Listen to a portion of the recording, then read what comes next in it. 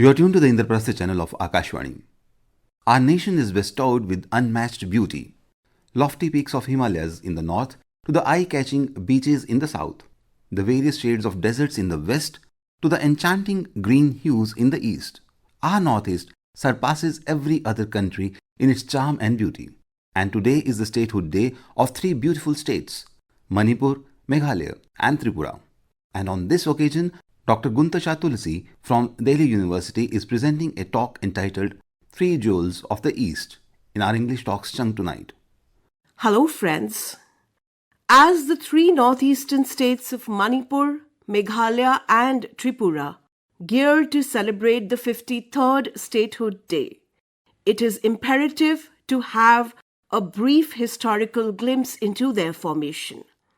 The three states attained statehood on January 21, 1972 through the introduction of Northeast Area Reorganization Act.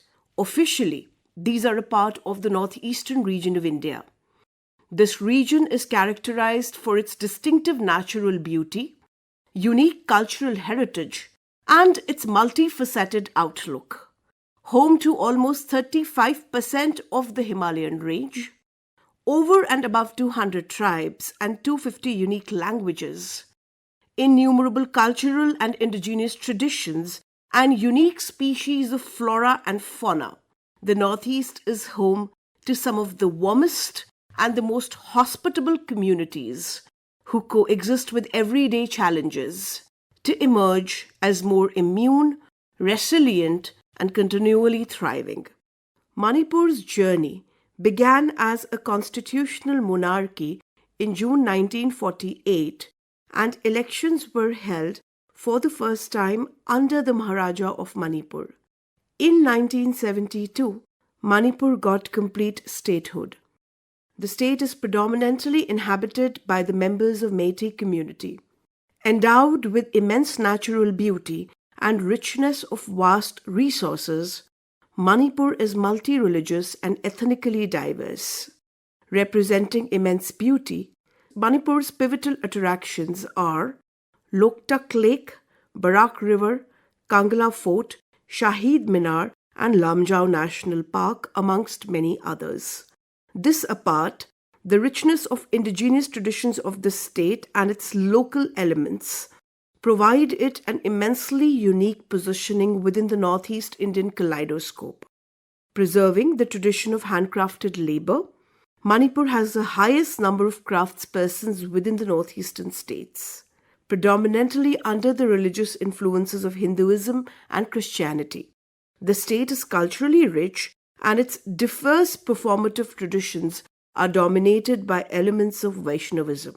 Associated with a rich legacy of sports, Manipur has also gifted to the world the sport of polo and the remarkable skills of Marie Kom.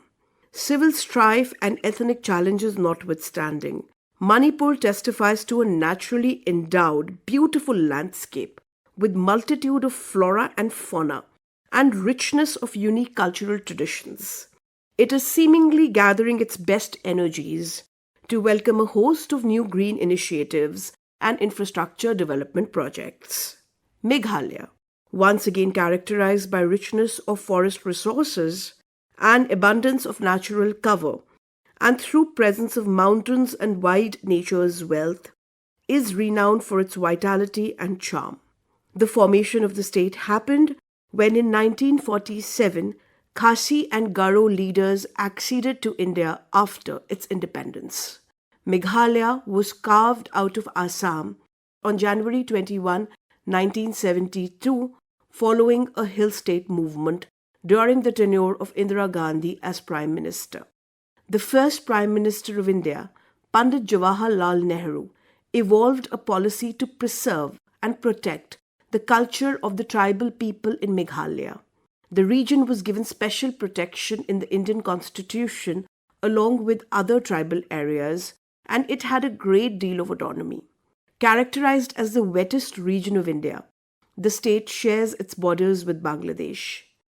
In the current prevailing situation, a lot is being done in Meghalaya to also address the issue of farmers' distress and environment sustainability. Characterized by a unique matrilineal heritage, where daughters become first inheritors and chief caretakers, Meghalaya has impressive literacy rates and distinctively beautiful landscapes. It provides superlative examples of individualistic traditions, such as the case of a remote whistling village, in this case a reference to Kongthong, where every song becomes a name. This unique cultural expression testifies to the mother-child bond within the community living of Meghalaya. The awareness of women's rights is so distinctive that Meghalaya recently became the second northeastern state after Assam to permit women to work in night shifts. Recent efforts in consolidating well-being of the people and a general sense of uplift have also led to an increasing attention from international bodies such as World Bank in bringing prominence to notable efforts of communities and organizations. The state is also notable for its introduction of recent reforms in wage systems and workplace norms. Tripura also achieved complete statehood in the year 1972, and its accession to Indian Union brought about a transformation to its erstwhile status as a princely state. While a predominant portion of the state is under forest cover, a wide variety of Tripura's population is comprised of numerous indigenous tribes. Notable for its agricultural enterprise and skills of handicraftsmen, Tripura has sustained itself on organic skills of its population and an adherence to originality of its spirit and character. In recent times, there have been special attempts at attracting investment and encouraging its people on international platforms and through diasporic channels. There has been an increased focus on manufacturing through utilization of local produce and rich resources of the state. Tripura's proximity to Southeast Asia has imparted it a strategic status of representing the best in the Northeast to the neighboring countries. Characterized by high literacy rates, magnificent beauty, cultural richness, and exquisite splendor, Tripura has indeed created an example in governance in recent times through exhibiting excellent standards in literacy, healthcare, and employment creation. As we gear to celebrate the Statehood Day of the three states, it is imperative to foreground their beauty, distinctiveness, and vitality, while also being aware of the challenges which lie on various grounds. Only through taking both the fronts together can there be a progressive future for the young population of these states. That was Dr. Guntasha Tulsi from Delhi University presenting a talk titled Three Jewels of the East, matching with the Statehood Day of the three states Manipur, Meghalaya and Tripura in our English Talks chunk tonight. Stay tuned in for our next program.